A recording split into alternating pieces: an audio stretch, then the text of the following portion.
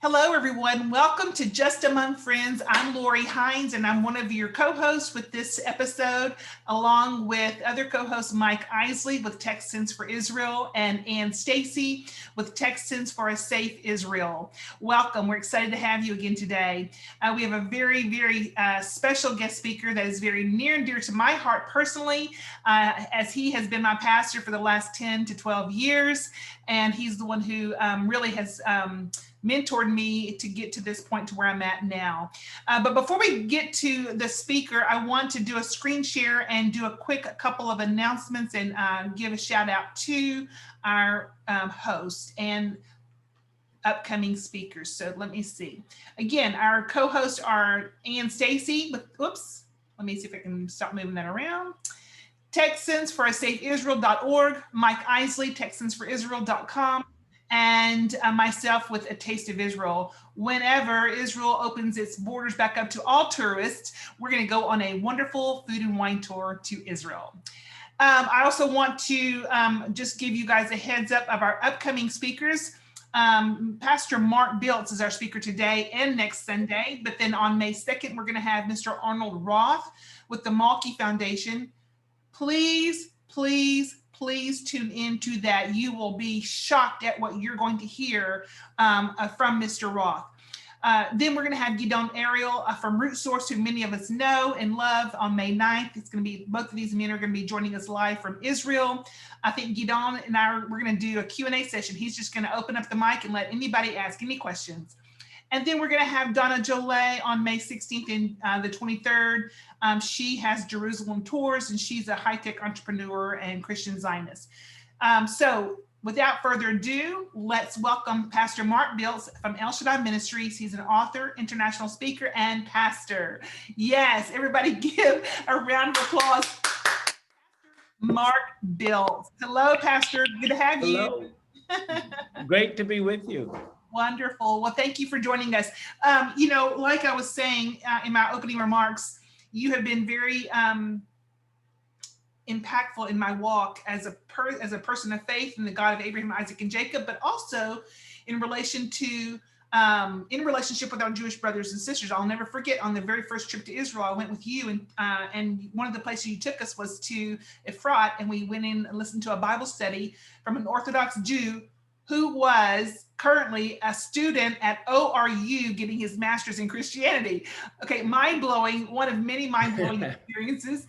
That was David Nekrepman, of course. But anyway, so you have led the path, and you have led many people down this path. I'm not alone. Many people here on this call were on that same trip and have continued to follow in your teachings.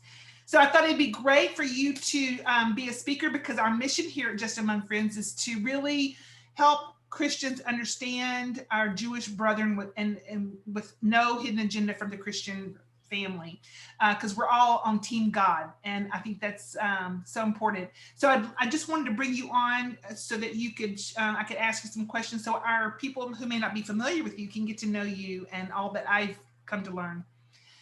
So with that said, let me ask you a few questions today. Sure. The first one is, tell our listeners, who is a mixture of Jewish people and Christian people, how did you start on this path of being friends with Orthodox Jews, with yourself being a Christian with no hidden agenda? How did that go? Well, let me go back a couple hundred years, but we'll do a real quick one. Okay. Time travel.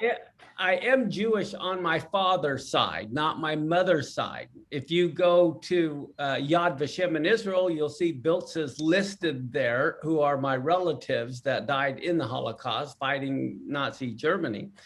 But my ancestor was tired of being a poor Jewish man in France, married, having kids, so he ran off to America with a wealthy Catholic lady and had my grandpa. Okay, so that's how that came about. But with that in mind, my dad, who was Catholic, married my mom, who was a Protestant. But we would do the Passover Seder while I was a child to remember our Jewish roots. And so it was kind of a real mixture of things. And then after I was 19 years old, I went to a Catholic seminary studying to be a priest. And I grew up in a small town of 800 people, a very prejudicial town. They wouldn't allow blacks. They wouldn't allow Jews. They wouldn't allow anybody. And yet our family, they only wanted Catholics, and that's all they wanted in their town. But my dad was just the opposite. He wanted to open it up to everybody. And so we were always raised in a family that loved every minority, because my dad was handicapped too. So he was always for the minority or for the disadvantaged to begin with. So anyway, when I was 19 years old, I left the Catholic high school I was going to. It was an all-male high school, studying to be a priest. And I said, forget this, I want to get married. And so I went to a Catholic college. And after a year, I thought, well, you know what, I think God is really calling me to be a priest or something. So I was going to be a Trappist monk, believe it or not, in Gethsemane, Kentucky. But a friend of mine that was raised Catholic led me to the Lord. And so I'm 19 years old. I quit the Catholic Church, really upset my family, who are very strong Catholics. But I joined a youth ministry that was pretty well known in Texas, Agape Force, in Tyler, Texas. So, but after that, I went back to Kansas, and that's where I went to Bible college. I ended up teaching in the Bible college, got married. My wife was going to the Bible college. And what really set things off was she bought me a book on the Jewish feast days by a Jewish rabbi. Now, mind you, I had never met a Jewish person. Here I'm 19, 20 years old, because I grew up in a small town, isolated. But I loved studying the Old Testament, okay, plus just knowing I'm, part Jewish anyway. So I loved studying it. And then she bought me this book on the feasts from a Jewish perspective. And I thought, I never read anything like that, but I loved it that she got me that book. I read it and it blew me away. It was like, oh my goodness. I never knew that they studied the Bible in this way. So I decided what I have to do is find a congregation that teaches the Hebraic roots. And it was hard finding any up here. Some of the ones that were kind of crazy. And so it was just, I called them messianic rather than messianic. But I found one that was real small, and I started going there, and I just was devouring everything imaginable from about 93 to about 99, 1993 to 1999, just studying, learning. They ended up having me doing some teaching, and I just, this has to get out to the world, and so what I wanted to do was reach out to people to teach them the Hebraic roots and how important it was to fight replacement theology and this kind of thing. So my wife picked the name El Shaddai. Back then, Immigrants music was out on El Shaddai. We thought that's something Christians could relate to. So we started El Shaddai Ministries in 2020. We were incorporated in January of 2021. Matter of fact, our first service was on Rosh Hashanah in 2020. That was our first service. Wait, in 2020? No. No, I meant 2000. 2000, okay, yeah. Yeah. In the year 2000, our very first service was on Rosh Hashanah, and then we were incorporated in 2001. Gotcha. January of 2001, that's when we were incorporated. Okay. So we've been going for 20 years now. Wow. But then after that, immediately after starting El Sedai, in the end of 2000, beginning of 2001, my wife and I thought we need to go to Israel. And that's where everything changed. There was a guy that introduced us, found out about us and wanted me to join his group. So my wife and I just went as participants to this place in Haifa. So we went there. And then the following year, I thought we have to go back. So we went back. And then I think we went a third time. And then I went, someone wanted me to go back the next year, someone else, I went with them. And I thought, wow, some of the places they're taking me are really dumb.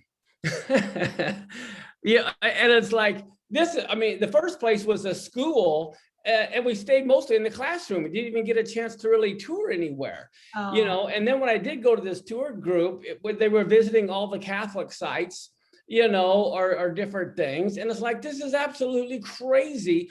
I want to design a tour and I'm going to pick where they're going to go. So that's when I contacted a friend in Israel, and he wasn't in the tour industry, but I said, design a tour, help me. I want you to set something up. So he went ahead and he just did that for me. I never contacted a tour agent. I contacted him. He got everything arranged. And for several years, I did tours with him until we grew to 300 people on the tours. And then I needed a real tour agency. He was making some mistakes when I had 108 that I could not afford to happen when I had 300. But it was during these tours to Israel that I made all of these Orthodox friends. And what's amazing, we don't call ourselves Messianic. We really don't. That can be a very bad label. And one of the main reasons too is because I have made a lot of Orthodox Jewish friends because I'm not using the word Messianic in there. Yeah. But it's because we don't claim to be Messianic. We're not trying, see, for a lot of Jews, Messianic means you're trying to get Jews to become Catholics. And that's the last thing that we're trying to do. Right. So for me, I'm trying to get Christians to understand the Bible from more of a Torah perspective. And so we don't claim to be Messianic, because probably 99% of the people that attend our congregation, they're not Jews. Right. And so we don't want to have like a costume party. We're not into doing people pretending to be Jewish when they're not. Right. We want, for me, the core of El Shaddai is authenticity. I want everyone to be who they are, speak what they mean, no hidden agenda, like you said. And so because of that, we've had Orthodox rabbis from Israel fly all the way over to El Shaddai to speak. We even had Limor Livnat, who was a member of the Knesset, fly from Israel to come and speak. But I think the relationships come because of authenticity. That's good. That is so important. And this is what we are trying to accomplish. We've not used that word authenticity, but this is exactly what we're shooting for. I mean, friends are friends, and it's all relationship built. And this is, you totally have that understanding. And that is so important to highlight, what we're trying to do, because we're trying to unlearn what we learned years ago in Christianity of what our mission was, So that leads me to my next question, which is, you have taught for years, on replacement theology, and we've had several speakers speak on this, and I consider you one of the leading teachers on this, because you have such a grasp on what it is, and you can probably smell it a mile away. But I think there's still a lot of people, it may be even a majority of, I would say, Christians, speaking to our Christian audience, that really don't have a real understanding of it, or even can recognize it if it's in their presence. What can you explain some of that, and how we can identify replacement theology? Sure. Do an image search in Google for Jesus. You're going to see an African Jesus, an Asian Jesus, a Hispanic Jesus, a white Jesus. That is replacement theology. You look at his baby pictures, he wouldn't even recognize them. All the different mother and childs from every ethnic group. Yeah. And the problem is we try to create God in our image rather than realizing we're created in his image. And I just think it's sad, replacement theology, because the main thing is, if you follow replacement theology, that means you do not believe God is able to perform his promises. You believe he's either a liar and he couldn't do it. He couldn't, just like when they left and they said, he brought us out to kill us. And God wanted to do away with the Israel people. And Moses said, no, because then they'll say you weren't able to do it. So either you were a liar or incapable. So for me, I believe God is a promise keeper, and he has all the ability to fulfill his promises. So I think the church does God a big disfavor by thinking they've replaced Israel rather than praying God fulfills his promises to them. That's great. Yes, thank you. There's so much on this topic that we won't cover it all today. We're just getting an overview. Maybe we're going to have you again next week so we can maybe do a follow-up. But while we're hanging out on this topic of replacement theology, I've had several Christian friends tell me that, well, I've never heard of replacement theology. I don't believe in that. But yet they don't, everything is indicating that they just aren't aware, but they are following replacement theology. What would you say to someone that says that to you? Is there a litmus test or something we can do to know if we are steeped in replacement theology? Right. I think for me, the way I prove to them we're steeped in replacement theology, I start with, well, what was Jesus's real name? They don't even know what his name was. And I ask, what does Jesus mean? It has no meaning. And then I explained to him it's Yeshua, and it means salvation. Apostle Paul was Rabbi Shaul, John was Yochanan. And so I recommend people, they really begin to see it when they look at how they've replaced God's calendar. God's calendar has been completely replaced by the holidays. The Sabbath has been replaced. When you read the early church fathers, and you read what they've said about the Jewish people and about Israel, you can see the venom in a lot of it. The main thing is education. It always is to educate people. That's good. You don't know what you don't know, and that's why they don't realize it. Okay, that leads me to another point, which is that was what it was for me to education, but I was curious. I wanted to know, what have I been missing? When I first learned something I was missing, I realized, well, maybe I'm missing more than just this. Are there other things I'm missing? And of course, that curiosity led to a life change. But anyway, how do you get someone to be curious? Well, now that's the big question too. The way I don't ever argue with people, I try to determine their soil. That was the parable. What soil? Among thorns, or rocky soil. I only sow seeds in good soil. And so what I do, I try to determine what kind of soil composition the people are made of. Maybe their ground needs to be tilled. Maybe someone else, the seed needs to be sown. Maybe someone else, they need to be watered. Maybe someone else, they're now ready. So you don't want to harvest a crop when it's not mature. And so for me, I realize everyone is in a different stage of the harvest or of soil. So I determine what the soil is, and then that helps me determine what I need to do. That's good. Here we are in the spring having this conversation in this gardening season. And I love how the Bible uses, agricultural metaphors to teach us all these lessons. So that's a perfect answer. Thank you. That makes so much sense. Let's talk about Christian pastors. This may be a redundant question, but if I was to bring a group of Christian pastors to you who might not quite understand Genesis 12:3 as you do, what would you teach these pastors? What would you say to them? Well, one thing interesting about Genesis 12:3, a lot of it is quoted by Christians, and they don't really understand the verse at all.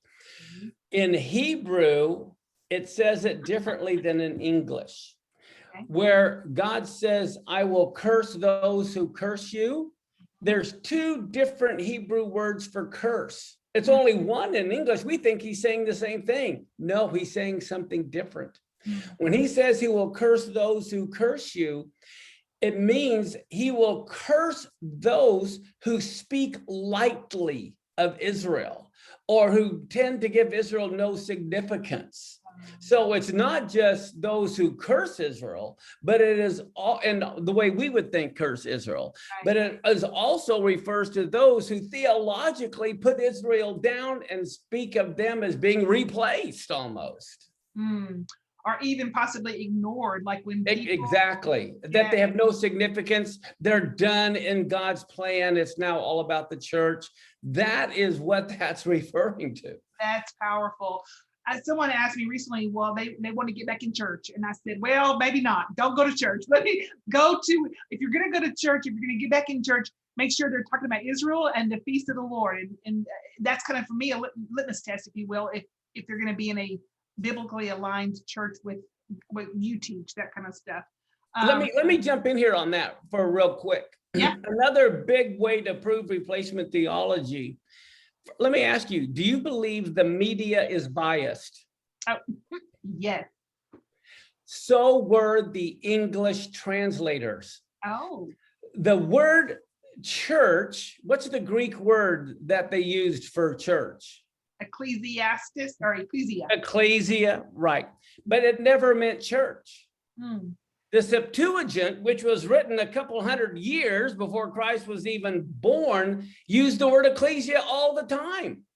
And it meant assembly.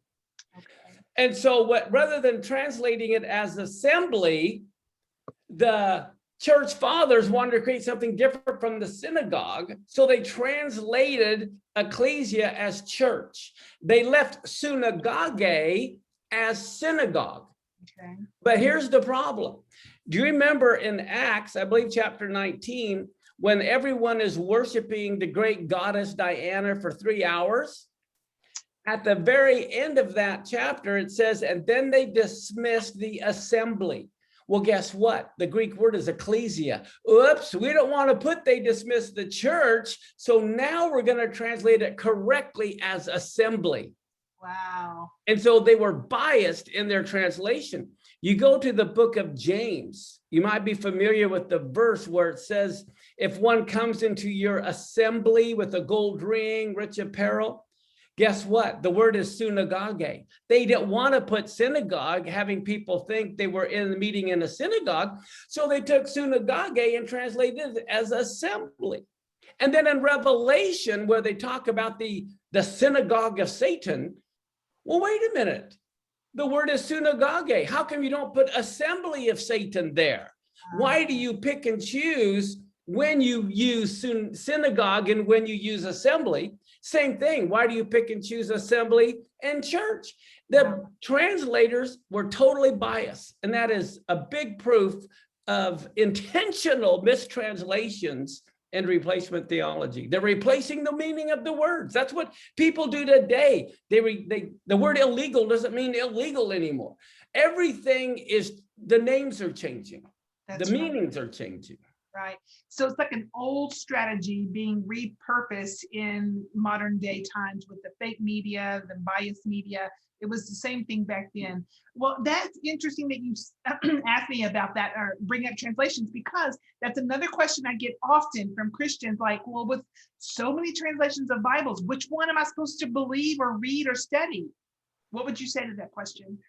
Well, when it comes to what Bible you read, it depends on your motivation. Okay. If it's just to enjoy the Bible, whatever, who cares what translation? Use whatever meets your needs. But if you want to study, it's always best to learn the original, to learn Hebrew or to learn Greek. Other than that, you have to make sure you have study aids with you so that you can go and find out the true meaning of the words, because you can't 100% trust your English Bible at all. Okay. Okay. I believe in the inspiration of the Bible completely in the original translation. If you know any more than one language, you're going to know you lose something with every translation.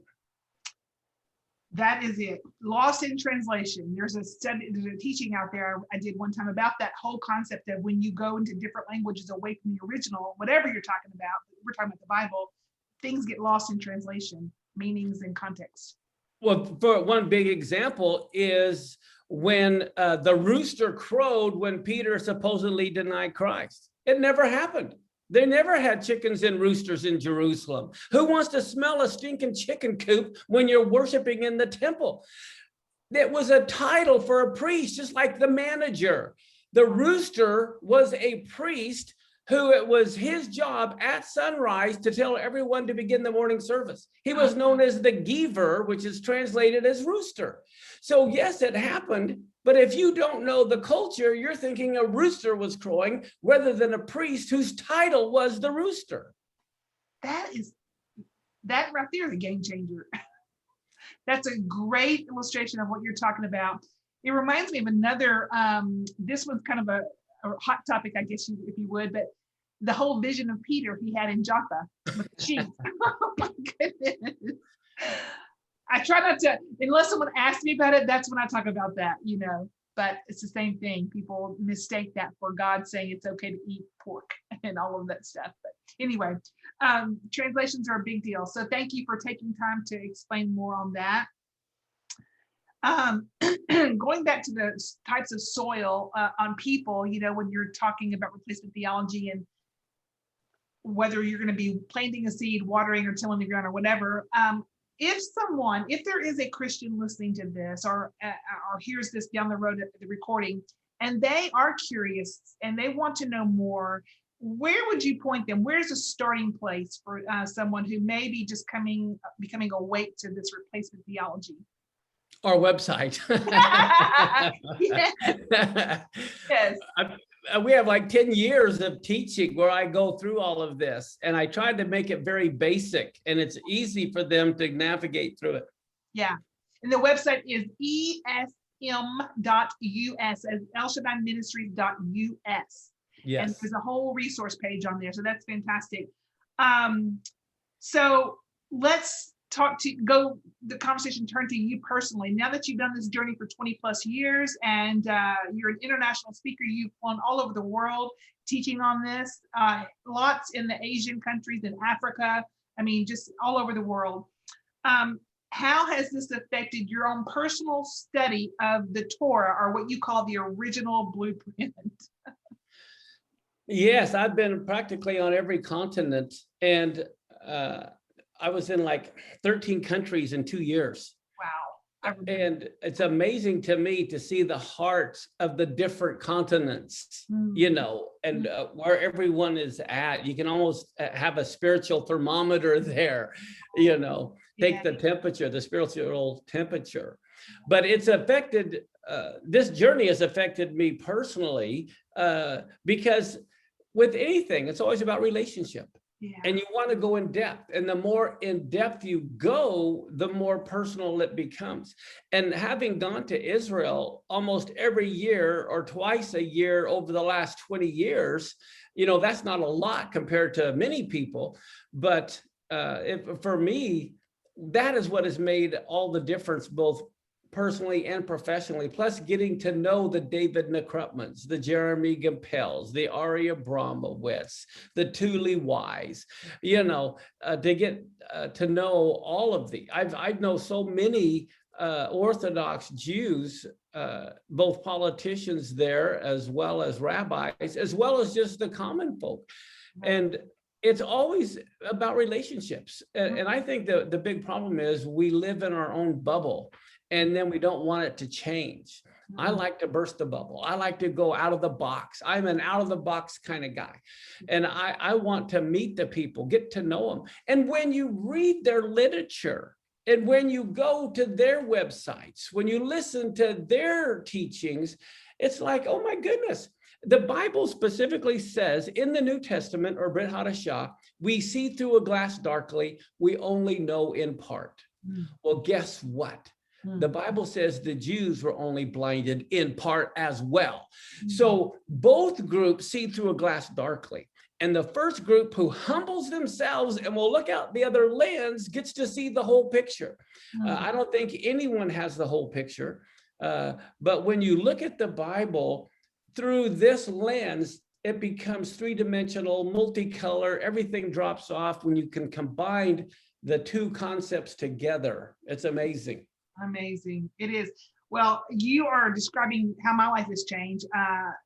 My life has been enriched and deepened, and the depth of my walk has definitely increased because of following these teachings and my eyes being opened.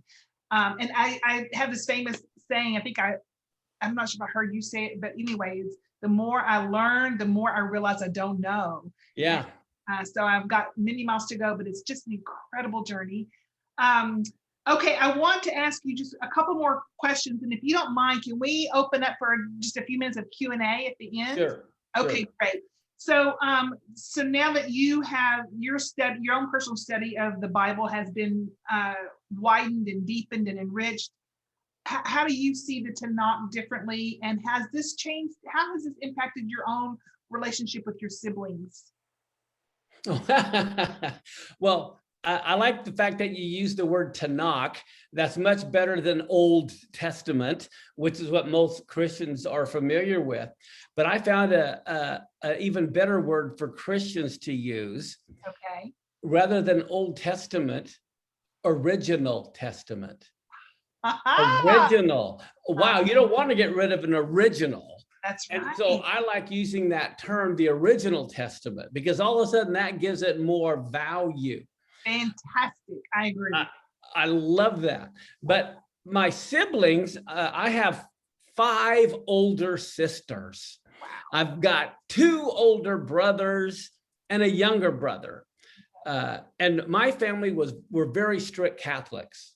Okay. I don't know how many of you watching were Catholics, but I mean, like, of my 5 sisters, 3 of them went through the convent to be a nun. Of us 4 boys, 3 of us went to the seminary to be a priest. Oh. And we had holy water at the door of our bedrooms in our house. We had the Stations of the Cross in the house. And I was the first one to quit the Catholic Church. And so for my whole family, that was just devastating. It's bad enough I didn't want to be a priest anymore, but now to leave the Catholic Church. So that was very hard on them. But that was, like 45 years ago. And so over time, one of my brothers left the Catholic Church. One of my sisters left the Catholic Church, for all different reasons. And so some of them that have remained, though, are studying and listening to Shaddai Ministries. And so it's been a very different reaction depending on which one of my brothers and sisters. I mean, some of them are still completely steeped in Catholicism and think I'm nuts, but the rest of them, matter of fact, my sister and my niece went with me to Israel a couple years ago. Nice. And so anyway, it's had a different effect on every member of my family, for sure. That's amazing. Yeah, such a diverse reaction. Well, I just, have such respect for you and your teaching and the anointing that God has put on you. There is nobody else doing what you're doing at Shaddai Ministries, you and your teaching team. Sherry Lush, we love her teaching, all of that. So there's more. I want to ask you more, but I want to save that for next week. Maybe sure. Next week you can share a little bit about kind of expanding into this replacement theology mindset, like what are we missing? Because sure. We're in a very special season right now in the Bible. Yes. And so maybe you can talk about that. Let's open up for questions. Okay, guys, everybody that's on this call, let me go to gallery view, and so I can see if you want to. I guess the best way to do that, if you have a question, why don't you raise your hand, and then I'll unmute you, and you can ask a question, or if you have a comment for Pastor Mark. Let's see. All right. Anybody? No question. Okay, Ann Stacy, let me unmute you. You can unmute yourself. Go ahead. Let's see. There you are. Pastor Mark, I just want to tell you that was wonderful. And I've not looked on your website, but I am. For 10 years, good gracious, I've got a school to go to. Thank you so much. Thank you. I've taken notes. Lots of them. Yes. Awesome. Fantastic. Okay. Anybody else? We have a few minutes if you have a question or a comment. Ari, go ahead and unmute yourself. Hi, Pastor Mark. I have the El Shaddai calendar, and I was curious if you're going to have, if there's another calendar that's a little bit more granular as far as like the, like for instance, you're talking about the plagues a few weeks ago, and you found somewhere like in the beginning of the month in Nisan where that occurred. Is there another calendar that you recommend that would go through that? I mean, a little bit more correlated to the Jewish frame. Do you know what I'm saying? Sure. Well, we made a couple of mistakes in that calendar that we're correcting for this next one that we're coming out with, and we hope to have it next month available beginning Rosh Hashanah of this next year. And we're going to put in there when the Passover plagues occurred. We're going to do that. We found a lot of people were interested in that and hadn't thought about that. So we're making some adjustments to make it easier for people to track biblically, historically what happened.